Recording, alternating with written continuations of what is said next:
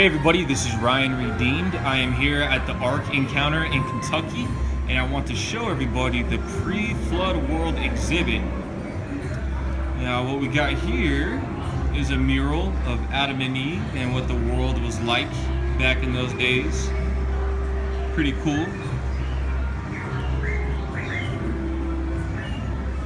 Over here talks about the 7 days in creation.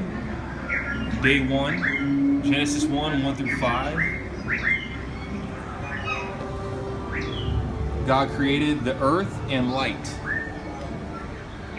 Day 2, Genesis 1, 6 through 8. God created the expanse. Day 3, Genesis 1, 9 through 13. God created the dry lands and the plants. Day 4, Genesis 1, 14 through 19. God created the sun, the moon, and the stars. Day 5, Genesis 1, 20 through 23. God created the sea creatures and flying animals. Day 6, Genesis 1, 24 through 31. God created the land animals and man. And last but not least, day 7, Genesis 2, 2 through 3. On the 7th day, the Lord rested from all of the work he had done. He blessed this day and set it apart from the 6 days of creation. I just love the artwork they have right here. Absolutely incredible.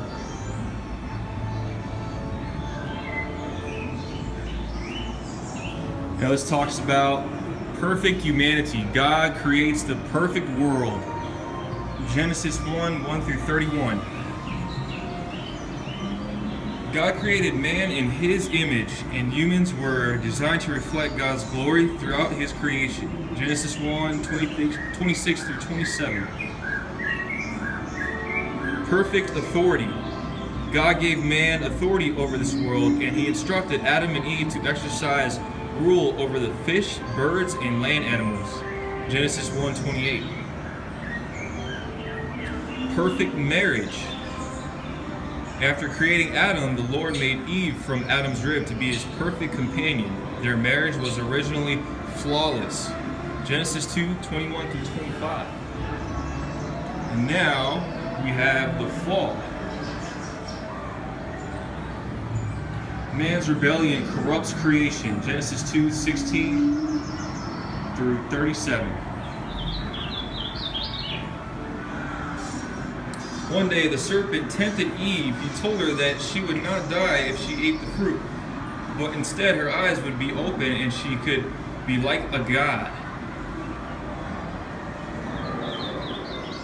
God told Adam that he was free to eat from any tree of the Garden of Eden except for the tree of the knowledge of good and evil.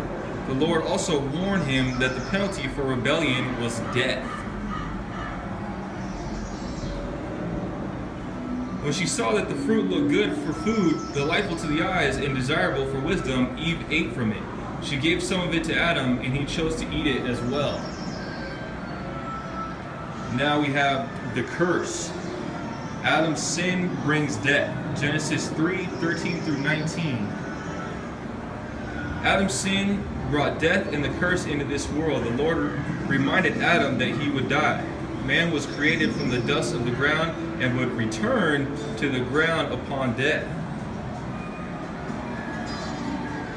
God cursed the serpent and then the ground, which would now produce thorns and thistles. God also stated that a descendant of the woman would one day crush the head of the serpent and be wounded in the process.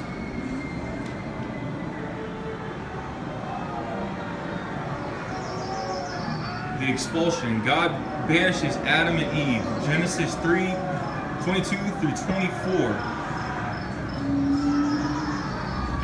To prevent them from eating of the tree of life and living forever in a fallen and cursed world, God banished Adam and Eve from the garden.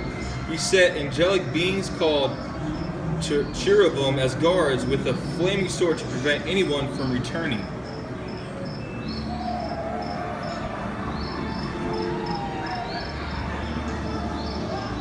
talks about the first murder. Cain murders Abel. God revives man's hope.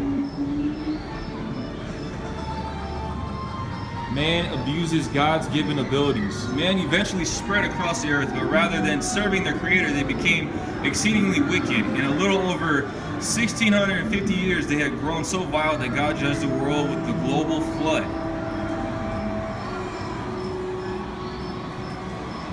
Civilization.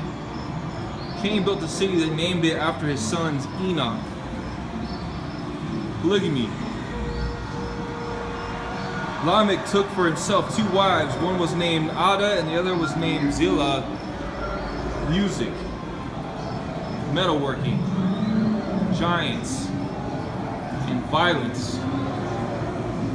The earth was corrupt before God and it was filled with violence. The descent into darkness. And here we have an artistic interpretation of what the world might have looked like back then when they descended into darkness. The Bible explains that the pre-flood world became extremely wicked, but it provides little detail about specific activities of the people. Sin abounded to the point that the plans and intentions of men's hearts focused on evil continually. The remainder of this exhibit presents an artistic representation of what that world may have been like. Here we have the abuse of creation. The wickedness of man was great in the earth. Genesis 6:5. Excessive hedonism, living for pleasure. We can all relate to this. All flesh had corrupted its way on the earth. Genesis 6:12. Now, check out these models of what the world looked like. Sinful and wicked. Here they are sacrificing babies to their altar.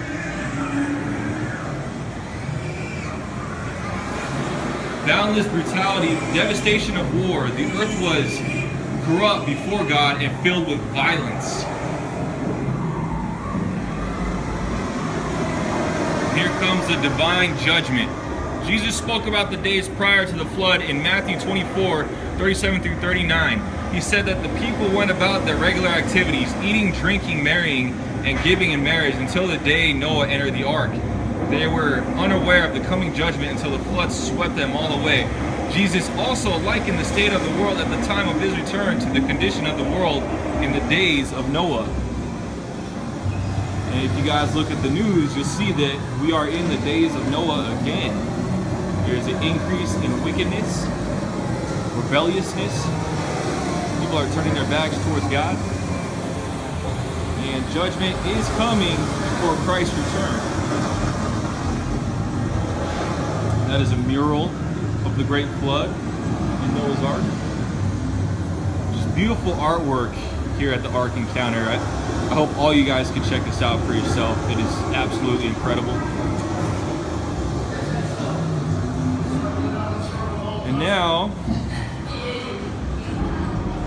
we got some exhibits over here.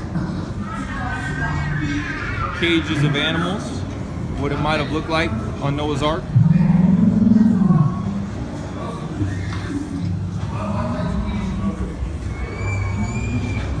Lots of detail. They did a great job.